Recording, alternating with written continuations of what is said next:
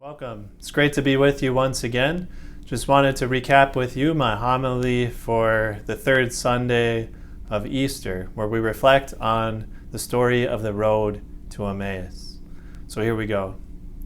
So with everything we're experiencing now these days, hopefully that allows us to see just the realness of the stories of the Bible, just how human those stories are.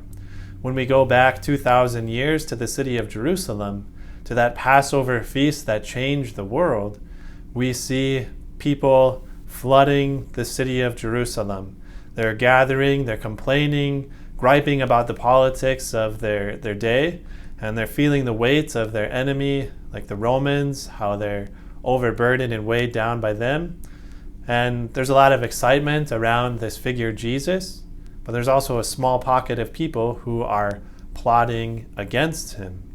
And so the excitement, people are talking about the discussion of his miracles, they're chatting about his entry into Jerusalem, how he had his trial before Pilate and was put to death. So everyone in the city of Jerusalem at this time knew what was happening. But yet few knew that amidst all the chaos of everything that had happened and the events surrounding that Passover, that God had saved the world. That God had given us a new covenant.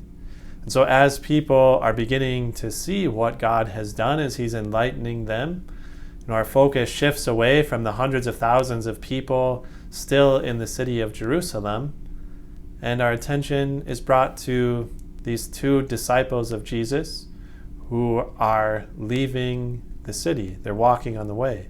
And as we look to them, we see that they are taken captive by their thoughts, and they're blinded by their discussion.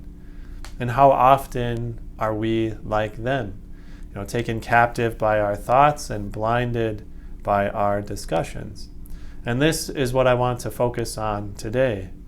So I think it's safe for us to say that as we look at the events that we're experiencing now as a world, as a human population, I think we all have two desires in common. The first desire is to be set free from the coronavirus. And the second is that as we feel the weight and the burden of this enemy, that we're looking for inspiration. We're looking to be inspired. So in these moments, we can feel the burden of not being able to move freely as we could before. And we're weighed down by our own thoughts, and we're blinded by our want for answers. So we can be stuck searching for answers, seeking to grasp, seeking something to hold on to. And we want a timeline. We want to be able to plan. We want to plan to be free so that we can live once again. But I think at times like this, it's good for us to be attentive to our train of thoughts.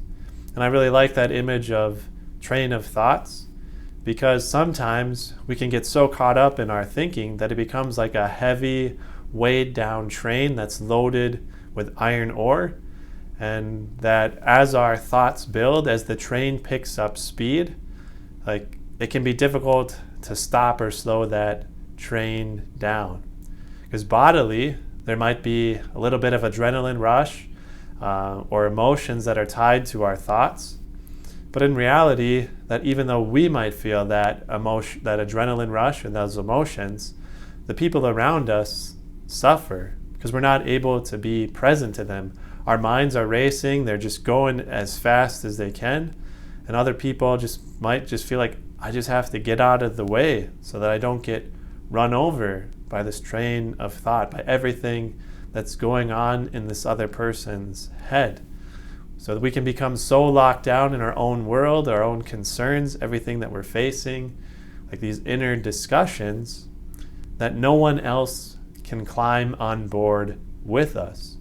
There's just too much weight and speed, and it's tough for us to stop and pause and let other people in, to have a real, deep, and honest conversation with them. And for us, the reality is that we need to look to the other people in our life to see what's going on with them. Do they need our help? And if we can't stop to be attentive to the people next to us, it can be really difficult for us to stop and allow our thoughts to turn to prayer, to offer what's going on in our life to God as a prayer. So during these times, just encourage you to be attentive to your train of thought. Ask yourself, are my thoughts racing? Am I consumed thinking about, puzzling over details that no one else can break through? Am I neglecting family and friends and their emotional need because of my own thoughts? Am I able to stop and see where God is in this moment, how He is with me here and now? Do I allow God to encounter me along the way, or do I fail to recognize Him? So now is the time to be inspired, to search for true freedom, to not be burdened by change or limitations, because there are so many that we're experiencing, but to see and look, where is it that now we can grow? Where are those growth opportunities? To see where God's grace is leading me here in this moment. Sometimes when things are taken away, we can actually see things more clearly, because what we've held on to so dearly, so strongly, has blinded us, and now we're forced to let go of some of those things. So now we return our attention to Jesus as He encounters the two people along the way. We see how, for these two people, their train of thought blinds them to Jesus. Like they say to Jesus in response to His question, "Are you the only visitor in Jerusalem who does not know the things that have taken place here in these days?" So they're so caught up in their discussion, puzzling over these details, that they fail to really be present to this person. Rather, they impose their new worldview on Him. Like, this is all we're concerned about. Like, how could you not be concerned about this? So they kind of run over Jesus with their train of thought and their discussion. And they are disciples of Jesus, and yet they are blinded to the reality that Jesus is there in front of them. But fortunately for them, Jesus is willing to get on board and to reroute them. So Jesus hears them. He hears their concerns. He hears their anxious thought and the evidence that they're puzzling over, and He reroutes them. He frees their minds. He opens up the scriptures to them, beginning with Moses. And as their minds are filled with the truth, as they experience that delight of seeing the truth and the connections of all that God has done, their hearts begin to burn within them. And on their own, they couldn't gather the right data or process all the facts in an order that would set them free. They needed an attentive listener who could guide them to the truth. And yet, as their minds were filled with delight, as their hearts were set on fire, burning for what they're hearing, they didn't recognize that it was Jesus who was speaking to them. It's a curious detail that they didn't become aware that even their hearts were burning, that their minds were filled with delight at what they were hearing, until after they invited Him to, stay with us, for evening draws near. And only after Jesus broke the bread did they recognize that it was Jesus, and did they recognize upon their own reflection, like on the way, were our hearts not burning within us, as He opened up the scriptures to them. And so then, having been set free, having their minds and hearts opened, they raced back during the night to the others to share this great and wonderful news with them, all that they saw, heard, and experienced, so that others could be inspired, that others could be set free. So brothers and sisters, now, here during these times with the coronavirus, we are humbled. We feel our limitations. And if we focus solely on those limitations, then we'll just remain lost. We'll miss the opportunities to have Jesus encounter us along the way, to encounter us in our difficulty. We'll just run Him over with our train of thought. So if we look, if we see where God is leading us, how He is offering His help and assistance, if we're looking for Him, then we will find Him and we'll experience this new growth. So remember to stop, to slow down the thought train, all those anxieties and fears, and rather than letting them weigh down the train and pick up speed, let's open up our hearts to Jesus, to let him climb aboard with us so that he can reroute our thinking. And we know it's not easy. It's not easy to pause and stop and look to him. And sometimes it might mean we have to ask others for help, to help us do this, to help us learn what it is to do this. Sometimes we have to say, like, how do I go deeper in prayer? How do I trust and surrender to God in moments of difficulty like this? So in these moments, we're all looking for an end to the coronavirus, and we're all looking for inspiration. The one to look to for inspiration is our Lord Jesus Christ. Because after all, we call him Lord for a reason. He can impact things around us.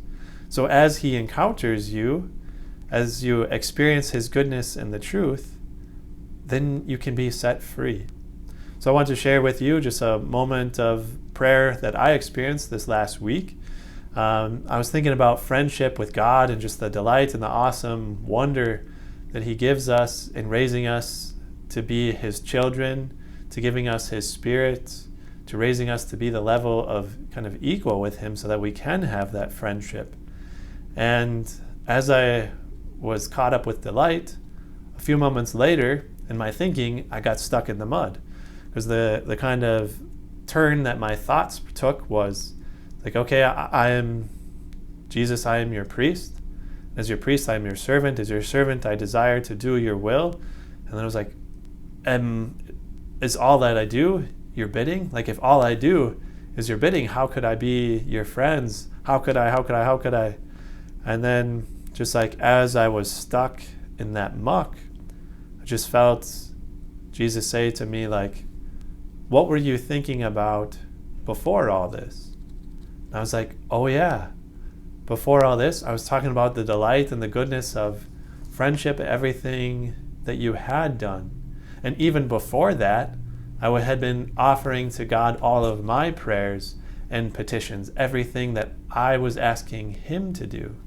And it was because we're friends, because we're in relationship, because I know that he is Lord and he has power to do all of these things, I can entrust them to him and he can do something about it. In a similar way, like, he's asking me to do things because as his priest, he knows that there are things that I can do to help him. And so in this way, he set me free, and it was a gentle, simple way. It wasn't like, okay, here comes the condemnation, here comes like the axe to cut me down and say like how foolish you are for thinking in this way. It was like, no. And you're thinking, you got caught on the wrong track. You were focusing and overthinking this aspect, and you lost sight of these other truths, these other things that are true.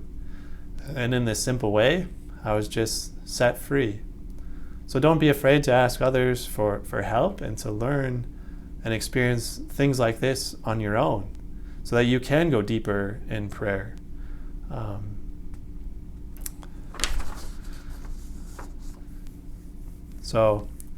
As we experience new growth in our lives, we can inspire others. So my encouragement for all of us is to encounter Jesus today. To let him inspire you, to allow him to reveal to you the truths so that you can in turn share those and inspire others. And in this way, we're able to lead lives that inspire other people in these difficult times. So just encourage you in this way today. May God bless you.